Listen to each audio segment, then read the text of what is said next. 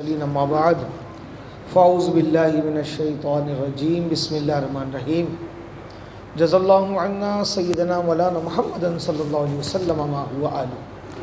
قضائے عمری سے متعلق ہم نے گزشتہ دن سنا، تو اس کو یہاں سے جوڑتے ہیں کہ سب سے پہلے تو یہ تعین کریں کہ آپ پر کتنے سال کی نمازیں قضا ہیں، بالغ ہونے سے لے کر جب سے آپ نے پابندی سے نمازیں شروع کی ہیں جب تک کتنا عرصہ گزرا ہے، جتنے سال ہیں۔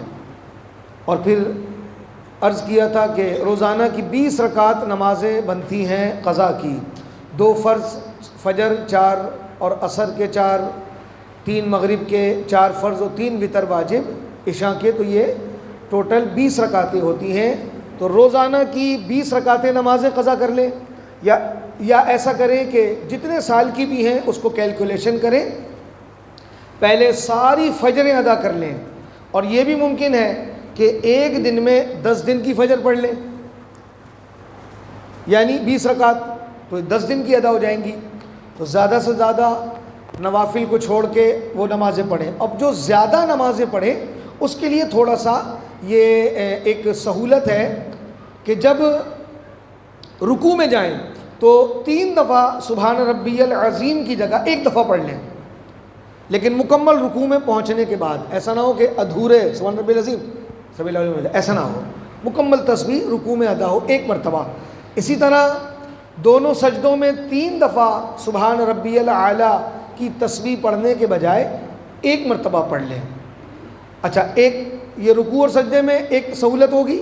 اسی طرح فرض کی 3 اور 4 رکعت میں ہم سورت تو نہیں ملاتے، صرف علم شریف پڑھتے، تو اس کی جگہ جو ہے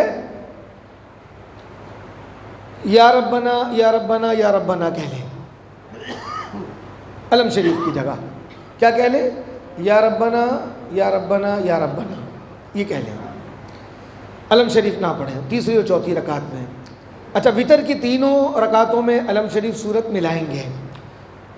التحیات میں پوری التحیات پڑھنے کے بجائے اشہد اللہ تک پڑھنے کے بعد اللہم صلی علی محمد و آلہ اتنا کہہ کے سلام پھیر دیں۔ اور اسی طرح وتر میں دعائے قنوت کی جگہ اللہم اغفر لی، صرف اتنا پڑھ کے آپ رکوع میں جا سکتے ہیں۔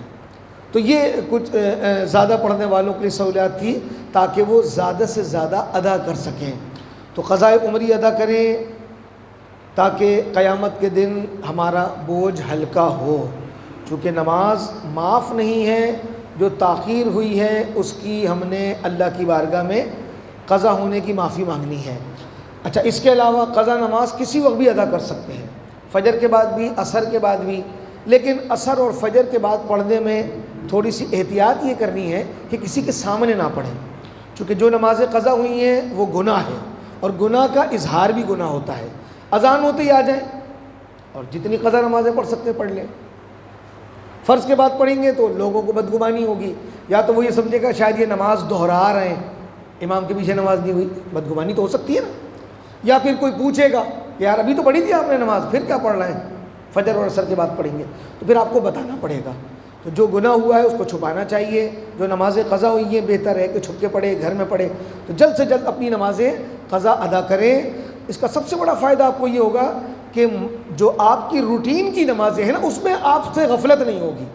بھئی ایک شخص جو پچھلی نمازیں قضا کرنے کا ذہن رکھتا ہے تو وہ جو روز کی نمازیں ہیں اس کو تو چھوڑنے کا تصور بھی نہیں ہوگا۔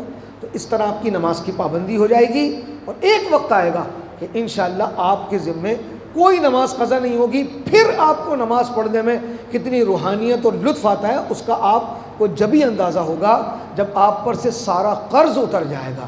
تو اللہ تبارک و تعالی ہمیں قضائے عمری ادا کرنے کی توفیق عطا فرمائے اور ہمارے لیے آسانیاں عطا فرمائے۔ جو بات سمجھ میں نہ آئے بارہا آپ پوچھ سکتے ہیں، آپ کو اس کی اجازت ہے۔ انشاءاللہ 100 دفعہ پوچھیں گے، انشاءاللہ آپ کو 100 دفعہ بتاؤں گا انشاءاللہ۔ اللہ عمل کی توفیق عطا فرمائے۔